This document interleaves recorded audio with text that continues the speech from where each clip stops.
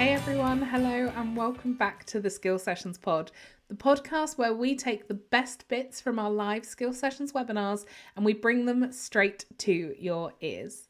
I am Hayley, I am your host, and today we are diving into a fascinating and super important topic that we covered earlier this year. I am going to ask you to bear with me because I am just getting over a cough and it is going to take me far too many edits if I edit out every time I clear my throat. So please bear with me for this.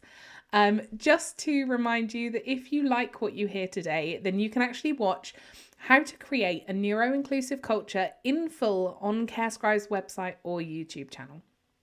So if you are wondering what Skill Sessions are, they are free monthly webinars hosted by CareScribe, where we explore big conversations around inclusion and accessibility in the workplace.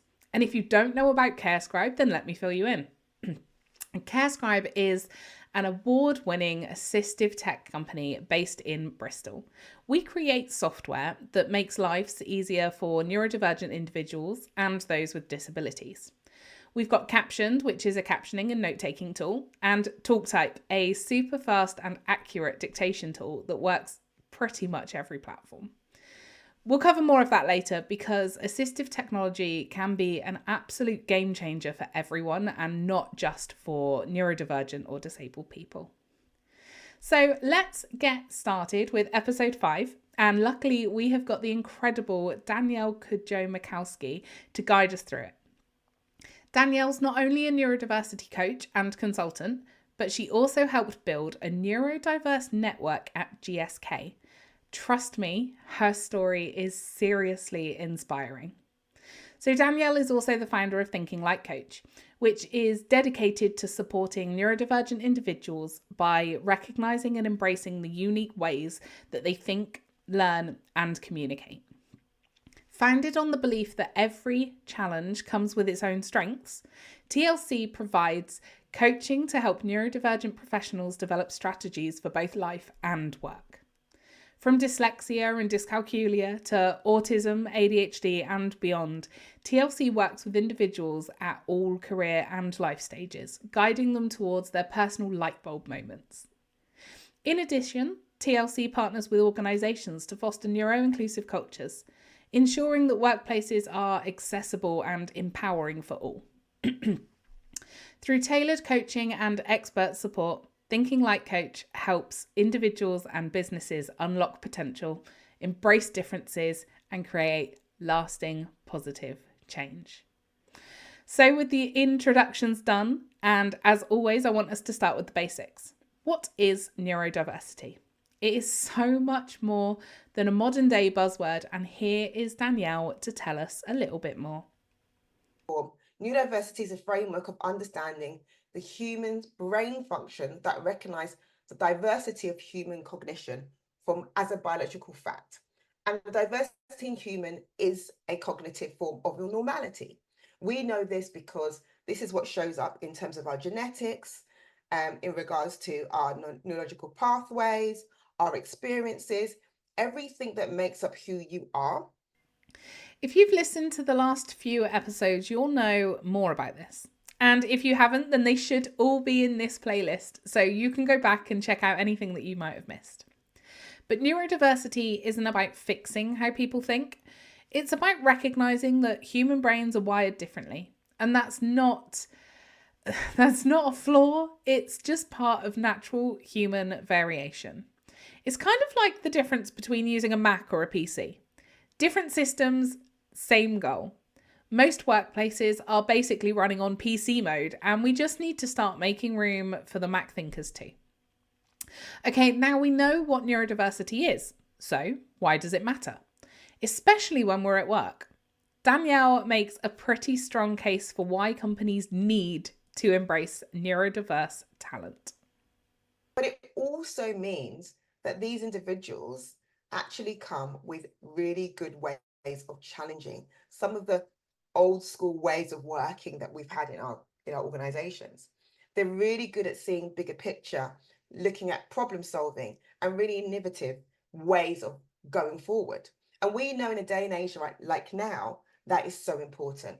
We're trying to innovate, we're trying to create even faster and even better, even quicker and even more efficient than we ever have. So we need these individual people in our workforce. Did you catch that? Neurodivergent minds are basically innovation gold mines. They spot patterns, solve problems, and think outside of the box. And sometimes it's because they don't even see the box to begin with. I mean, Albert Einstein and Steve Jobs were both believed to be neurodivergent. If that is not a reason to start hiring more neurodiverse talent, I don't know what is. During the webinar, Danielle shared her personal journey to discovering that her own neurodivergence was powerful.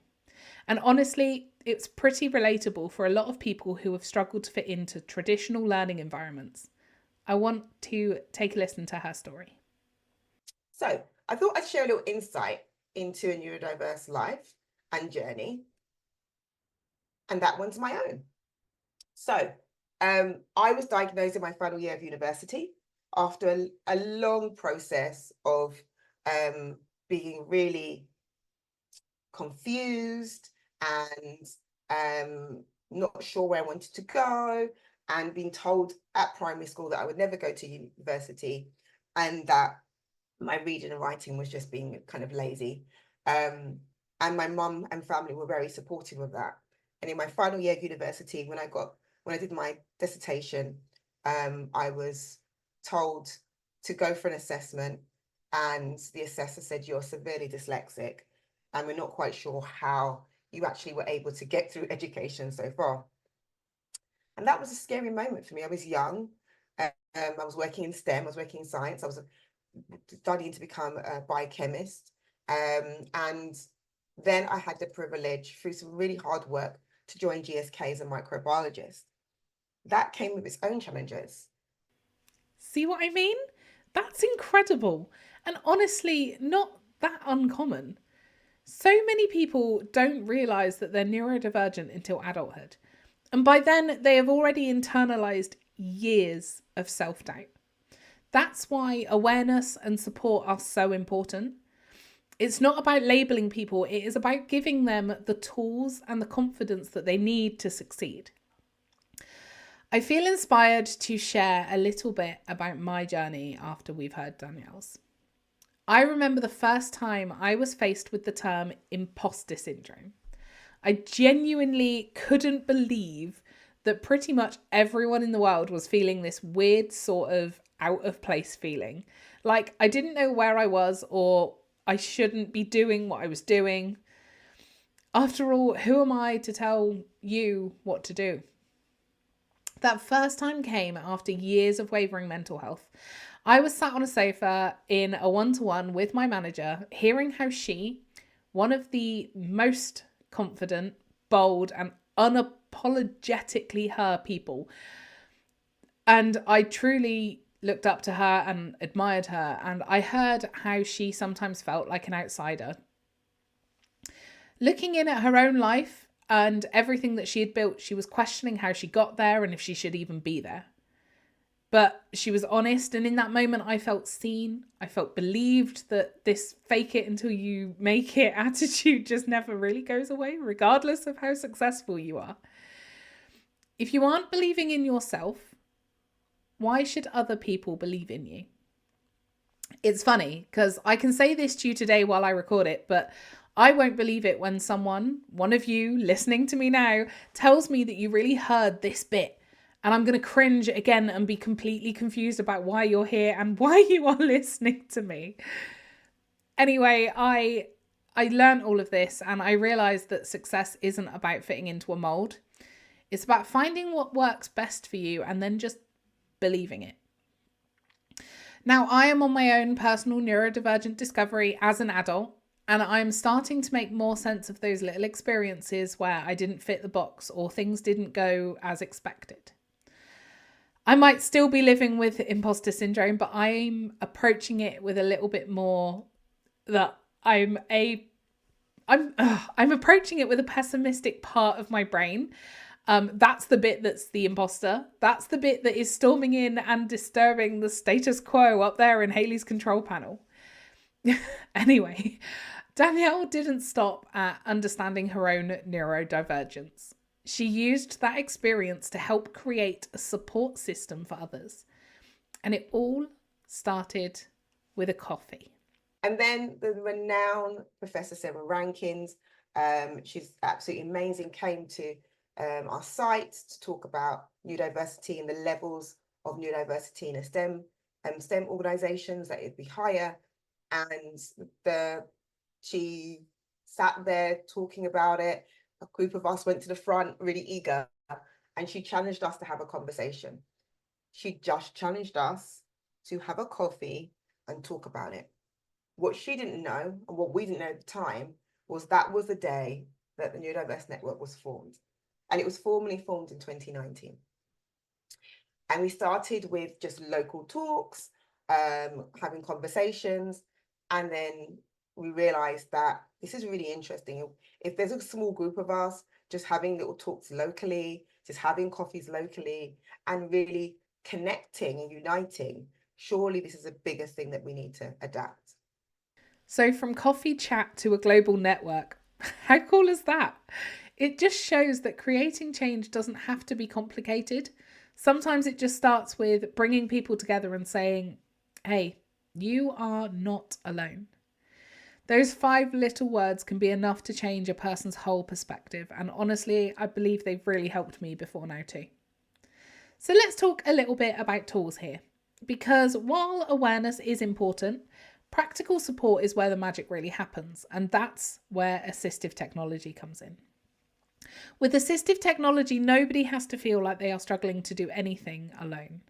Tools like Captioned and TalkType are designed specifically to help people who are neurodivergent or have disabilities to thrive at work and in life. TalkType lets you dictate instead of type, which is perfect for people with dyslexia or ADHD who find it easier to speak than to write. It's also helpful for those who can't use traditional keyboards. Plus, it's super accurate and it works across Mac, Windows, Chromebook, and even mobile. So you are never on your own because you can take TalkType anywhere. Wherever you can put your cursor, you can dictate.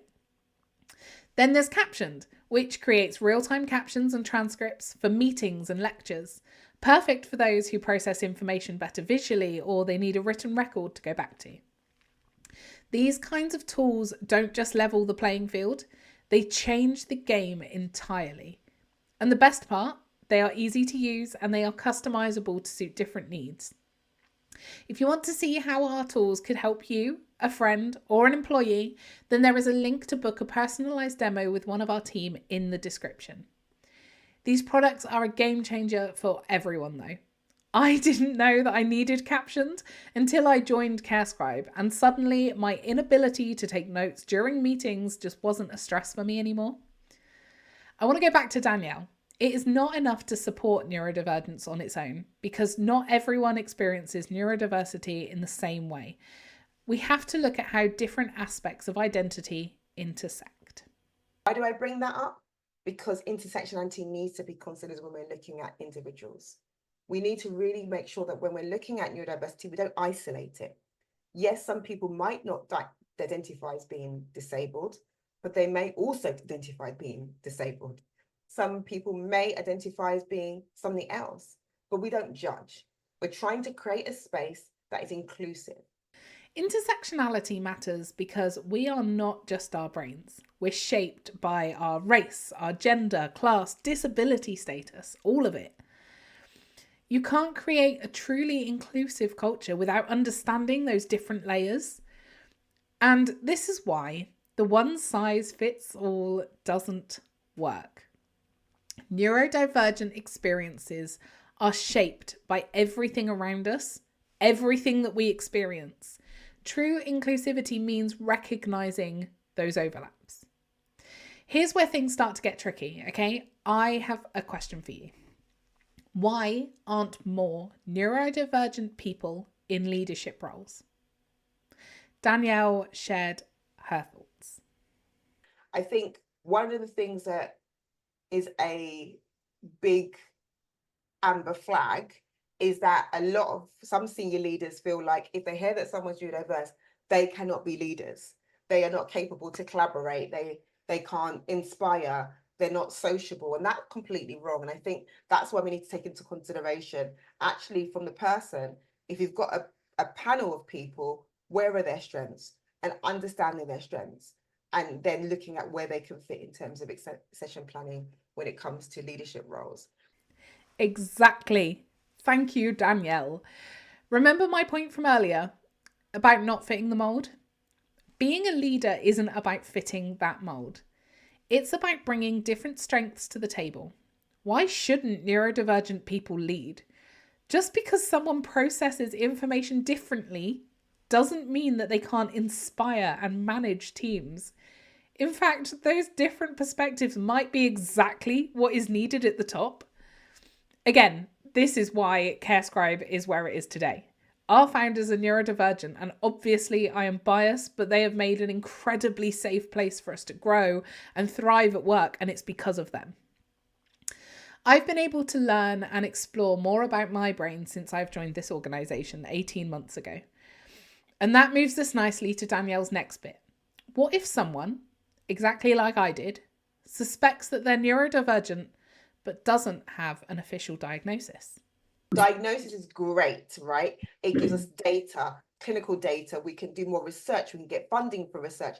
And I really embrace people getting diagnosed. Hence the reason why I'm trying to go for mine. But on the purest form as a coach, the most important thing is that individual support. So as a manager, how can I show up and support you?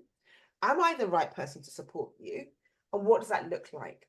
And if the person doesn't know, then go on a journey with them to find out how you can do them. That will make the biggest impact on a day-to-day basis than they're waiting for a diagnosis.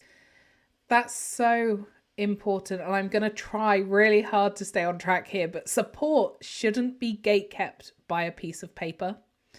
If someone is struggling and they are asking for help, meet them where they're at, diagnosis or not. If someone is asking you for help, then they need it. End of. Come with me back to school for a moment. Actually, we're going to go back to college. I decided to take way too many A-levels at college, and for some reason I went for all the ologies. With ologies comes essays, and at college the essays are timed. So I'll let you into a little secret. I am the slowest writer on this planet. Honestly, that's why I'm not very good at notes and meetings. I've definitely mentioned it in previous episodes. But I didn't get the grades that I wanted, and I ended up dropping some of the ologies in my first year because I wasn't ticking the right boxes for the support that I quite clearly needed. I wasn't presenting as a stereotypical textbook case of dyslexia or dyscalculia or dyspraxia. On my initial assessment at college, when my parents asked for support for me, I had a little bit of all of them, but then not enough for the college to send me for the formal assessments to actually access the support.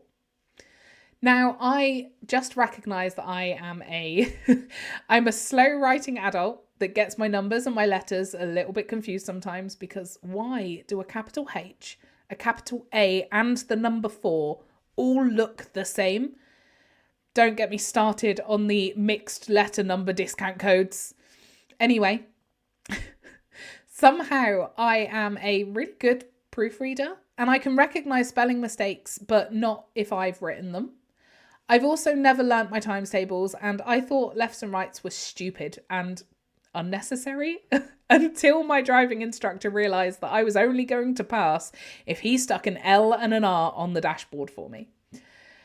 I know you're wondering, why don't I just make the L with your hand trick? Because if I present myself with an L facing in both directions, I can't tell you which one's right. I knew I'd go off topic. I've forgotten what I was trying to say. But support should be about what somebody needs, not about whether they have got the right paperwork or they have ticked the right boxes to access that support. So maybe you're thinking, cool, but how do I make this happen at my job?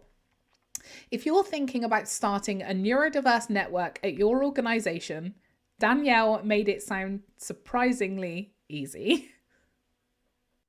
But on the purest form, it may be just putting a post out into the internet saying, this is neurodiversity, we've got October celebration month, come and have a coffee, let's have a chat, let's see who's happy to to help. And that's how we build up our team. Our team was started off as 7. A lot of those individuals left the organization and we had new people come in. So just start the conversation. There you go. It's as easy as that. Start small, but start. Post on Slack, grab a coffee, just see who shows up. Creating a network isn't about having all of the answers. It's about opening the door to the conversation, because those small conversations can grow into something huge. There you have it. Brainwaves and breakthroughs. A huge thank you to Danielle for sharing her story and her insights with us. If this episode has sparked some new ideas for you, please share it with your friends, your boss, share it with your dog if they're interested. If you're feeling inspired to start a neurodiverse network at your workplace, just go for it. Remember that small steps can lead to big changes. Do not forget to subscribe, leave a review, and follow us on socials. I would love to hear what you thought. I'm Hayley. This has been the Skill Sessions Pod, and until next time, keep thinking differently. Thank you.